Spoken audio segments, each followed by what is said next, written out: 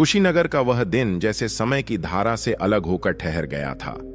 One के पेड़ों के पत्ते तक धीमे धीमे हिल रहे थे, मानो हवा भी अपने स्वर को रोककर किसी अनकहे क्षण का इंतजार कर रही हो। बुद्ध अपने शयन आसन पर विश्राम कर रहे थे, किंतु उनकी देह की स्थिरता में भी एक ऐसी ऊर्जा थी जो चारों ओर फैल रही थी। शिष्य उनके चारों ओर मौन में बैठे थे। किसी की आंखें बंद थीं, किसी की नम, पर सबके भीतर एक ही भाव था, कुछ बहुत बड़ा घटने वाला है। आनंद, जो वर्षों से बुद्ध की छाया की तरह साथ रहे थे, आज एक अजीब सी बेचैनी में थे। उनके हृदय में बार बार एक ही विचार घूम रहा था, क्या अब सब कुछ समाप्त होने वाला है? पर वे जानते थे कि बुद्ध के लिए समाप्ति शब्द का कोई अर्थ नहीं था, क्योंकि वे हमेशा कहते थे, जो जन्मा है वह नश्वर है और जो नश्वर है वह परिवर्तनशील है। फिर भी मन का मोह तो मन का मोह है। आनंद की दृष्टि बार बार बुद्ध के चेहरे पर ठहर जाती।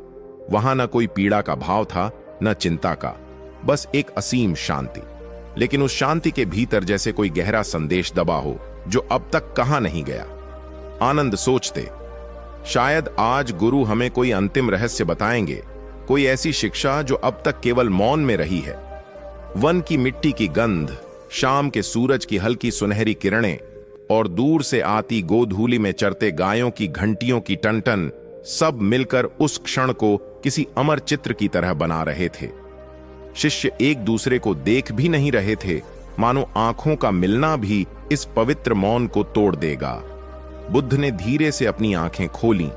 वह दृष्टि गहरी थी, जैसे किसी ने जीवन और मृत्यु दोनों के पार झांक लिया हो। आनंद ने आगे बढ़कर उनका हाथ थामा। उस स्पर्श में वर्षों की स्मृतियां उमड़ आईं। राजमहल के दिन, सन्यास की रात, कठिन यात्राएं, उपदेश, तूफान, और वह पहली बार जब उन्होंने बुद्ध को ज्ञान वृक्ष के नीचे समाधि में बैठे देखा था। बुद्ध ने कुछ नहीं कहा, बस उनकी आंखों में वह करुणा थी जो शब्दों से परे होती है। आनंद समझ गए कि गुरु का मौन भी एक उपदेश है, शायद सबसे गहरा उपदेश। पर मन अभी भी पूछ रहा था, क्या कोई अंतिम बात नहीं प्रभु? वन के किसी कोने में एक पत्ता टूटा और जमीन पर गिरा। उसकी हल्की सी आवाज भी आज अलग थी, मानो वह भी कह रही हो कि हर चीज का समय तय है। आनंद ने महसूस किया कि यह मौन साधारण मौन नहीं है, यह एक भार है, भावनाओं, स्मृतियों और सत्य का भार, जिसे गुरु अपने साथ लेकर जा रहे हैं और जिसे सुनने के लिए शब्दों की नहीं बल्कि हृदय की आवश्यकता है।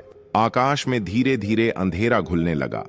कहीं कोई पक्षी अपने घोंसले की ओर लौट रहा था।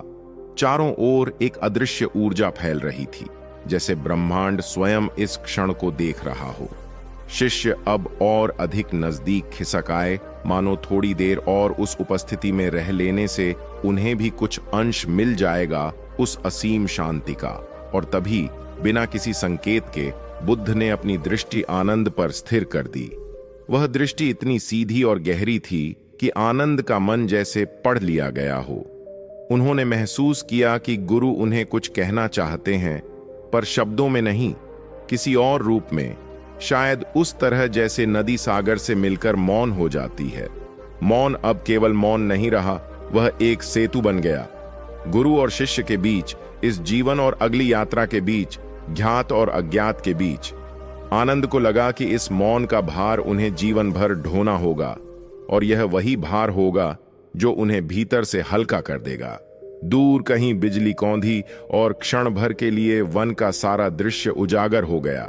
स्थिर बुद्ध, मौन शिष्य और समय के किनारे खड़ा एक क्षण जो हमेशा के लिए थम गया था। वन के ऊपर रात की चादर और गहरी हो चुकी थी। कुशीनगर के पेड़ों की पत्तियों से छन छन कर आती चांदनी बुद्ध के शांत चेहरे पर एक फीकी लेकिन उजली परछाई बिखेर रही थी। उनके शरीर में अब वैसी स्फूर्ति नहीं रही थी। हाथों की नसें उभरी हुई, सांस धीमी और हल्की, त्वचा पर उम्र और तप की महीन रेखाएं। परंतु उनकी आंखें, वे अब भी वैसी ही थीं जैसी वर्षों पहले आनंद ने देखी थीं, करुणा से भरी, स्थिर और सबको निःशब्द आलिंगन देती हुई। शिष्य मंडली इस मौन वातावरण में बैठी थी और हर एक के मन में एक ही प्रश्न था, क्या गुरु अब कोई ऐसा उपदेश देंगे जो अब तक हमने कभी नहीं सुना? कई चेहरों पर हल्की सी उत्सुकता भी थी, मानो कोई अंतिम रहस्य प्रकट होने वाला हो। वर्षों से वे बुद्ध के हर वचन को सुनते और आत्मसात करते आए थे, पर आज का समय अलग था। आज वे उस सीमा पर खड़े थे जहां गुरु का स्वर शायद अंतिम बार उनके कानों में गूंजे। आनंद धीरे धीरे आगे खिसक आए। उन्होंने गुरु के पास बैठकर उनका दायां हाथ अपने हाथों में थाम लिया। वह हाथ हल्का और ठंडा लग रहा था, जैसे किसी दीपक की लौ अब धीमी होने लगी हो, पर बुझी न हो। दूर कहीं से हल्की हवा चली और किसी पुराने वृक्ष के सूखे पत्ते खड़खड़ा कर गिर पड़े। वह आवाज इतनी स्पष्ट थी कि सबके दिलों में अजीब सा कंपन भर गई। आनंद ने सोचा, शायद यही समय है। गुरु हमें जीवन का कोई अंतिम सूत्र देंगे, वह शिक्षा जो हमें सदा दिशा देगी। बुद्ध की आंखें धीरे से खुली। उनका दृष्टि मार्ग पहले आकाश की ओर गया, फिर धीरे धीरे प्रत्येक शिष्य पर ठहरा, जैसे वे सबके भीतर झांक रहे हों। किसी में भय, किसी में दुख और किसी में मोह, वे सब स्पष्ट दिख रहे थे। उन्होंने बोलना शुरू किया, पर शब्द इतने धीमे और मंद थे कि सुनने के लिए सबको थोड़ा और झुकना पड़ा। स्वर में थकान थी, पर हर शब्द के पीछे एक दृढ़ता भी थी। तुम सोचते हो, उन्होंने कहा, कि मैं तुम्हें कुछ ऐसा दूंगा जो अब तक नहीं दिया, पर क्या तुमने जो कहा उसे पूरी तरह जिया है? यह प्रश्न सबको भीतर तक चीर गया। शिष्य एक दूसरे को देखने लगे, जैसे अचानक उनकी प्रतीक्षा का भार और बढ़ गया हो। आनंद का गला सूख गया, पर उन्होंने मौन साधा। बुद्ध ने आगे कहा, गुप्त उपदेश कोई गुप्त उपदेश नहीं है। सत्य सदा खुला है, जैसे आकाश। जो नहीं देखा गया वह इसलिए नहीं कि वह छिपा है, बल्कि इसलिए कि देखने वाला अपनी आंखें मूंद लेता है। शब्द हवा में तैरते रहे और फिर जैसे चुप्पी ने उन्हें सोख लिया। यह चुप्पी भारी थी, इतनी भारी कि किसी ने सांस लेने की आवाज तक न की। आनंद को लगा जैसे गुरु की लौ सचमुच धीमी हो रही है। उनकी दृष्टि में अब भी वही करुणा थी, लेकिन उसमें कहीं एक विदाई की छाया भी थी। वे अब बार बार आंखें मूंद रहे थे, जैसे भीतर के किसी गहरे प्रदेश में उतर रहे हों। वन में कहीं कोई उल्लू बोला और फिर सब कुछ फिर से स्थिर हो गया। शिष्य अभी भी प्रतीक्षा में थे, पर अब प्रतीक्षा का भाव बदल चुका था। वह जिज्ञासा से हटकर भय और असहायता में बदलने लगा था। आनंद ने धीरे से उनके कान के पास कहा, प्रभु, हम सब तैयार हैं। जो भी अंतिम शिक्षा हो, कृपया हमें दे दीजिए। बुद्ध ने आंखें खोली और बहुत हल्के से मुस्कुराए। वह मुस्कान थकी हुई थी, पर उसमें अब भी जीवन का पूरा अर्थ समाया था। उन्होंने केवल इतना कहा, आनंद, अंतिम शिक्षा वही है जो पहली थी, पर उसे अब तुम्हें मौन में समझना होगा। यह कहते हुए उन्होंने फिर से आंखें मूंद लीं। ऐसा लगा मानो उन्होंने कुछ बहुत बड़ा कह दिया हो, पर उसका स्वरूप शब्दों से परे था। रात और गहरी हो गई। चांदनी अब थोड़ी मध्यम हो चुकी थी। शिष्यों को महसूस हुआ कि गुरु की उपस्थिति में भी अब एक अजीब सी दूरी आ रही है, मानो वह लौ धीरे धीरे प्रकाश से पार जाकर अनंत में मिल रही हो। आनंद ने उनके हाथ पर अपनी पकड़ और कस ली, जैसे यह पकड़ समय को रोक सकती हो, पर समय अपनी चाल में अडिग था और लौ का धीमा होना अब स्पष्ट था। वन की निस्तब्धता उस समय इतनी गहरी थी कि हर पत्ता, हर तिनका जैसे सुनने की मुद्रा में था। चांद अब सिर के ऊपर पहुंच चुका था और उसकी चांदी सी रोशनी बुद्ध के क्षीण शरीर को एक आभामंडल सा प्रदान कर रही थी। शिष्य चारों ओर घेरा बनाकर बैठे थे। कोई आंसू रोकने में असफल था तो कोई दृढ़ चेहरा लिए भीतर उमड़ते भावों को छुपा रहा था। आनंद की आंखें गुरु के हर भाव, हर हलचल पर टिकी थीं। बुद्ध ने धीरे धीरे अपना दाहिना हाथ उठाया। उनकी गति अत्यंत धीमी थी, मानो समय भी उनके साथ थम गया हो। सबकी सांसें रुक सी गईं। उन्होंने अपना हाथ आगे झुकाया और धरती को छुआ। वही मुद्रा, वही इशारा जिसे वर्षों पहले ज्ञान प्राप्ति की रात सबने सुना था, पर देखा बहुत कम ने। उनके होठों से हल्के स्वर में शब्द निकले, जैसे मैंने किया वैसे ही स्वयं को सत्य का साक्षी बनाओ। इन शब्दों का प्रभाव मानो बिजली सा हर शिष्य के भीतर उतरा। यह केवल उपदेश नहीं था, यह एक आदेश भी था, और उससे अधिक यह आत्म साक्षात्कार का आह्वान था। धरती को स्पर्श करने का अर्थ था स्वयं को ब्रह्मांड की सच्चाई के साथ जोड़ना, उस सत्य का साक्षी बनना जिसे न कोई ग्रंथ बांध सकता है, न कोई परंपरा सीमित कर सकती है। आनंद के मन में तत्काल वह दृश्य कौंधा बोधि वृक्ष के नीचे, उस रात जब सिद्धार्थ ने मार के प्रलोभनों को पार किया था और धरती को साक्षी बनाकर कहा था, मुझे इस सच्चाई का प्रमाण चाहिए, और प्रमाण स्वयं यह धरती है।